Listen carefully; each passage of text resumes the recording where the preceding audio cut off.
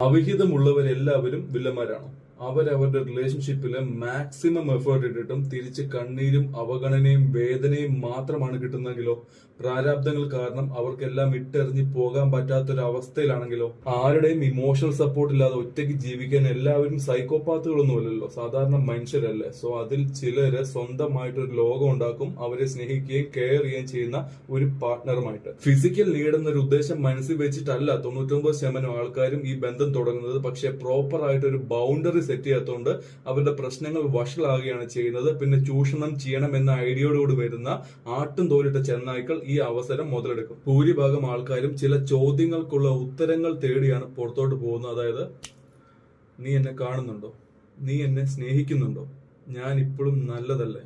എനിക്ക് നിന്റെ ജീവിതത്തിൽ ഇപ്പോഴും പ്രാധാന്യമുണ്ടോ? ഈ ചോദ്യങ്ങൾ ഒരിക്കലും അവരുടെ മനസ്സിലേക്ക് വരാതെ അവരെ കേൾക്കുകയും മനസ്സ് തുറന്ന് സംസാരിക്കുകയും ചെയ്തു കഴിഞ്ഞാൽ ഉത്തരങ്ങൾ തേടി ഒരിക്കലും അവർക്ക് പുറത്തേക്ക് പോകേണ്ടി വരില്ല.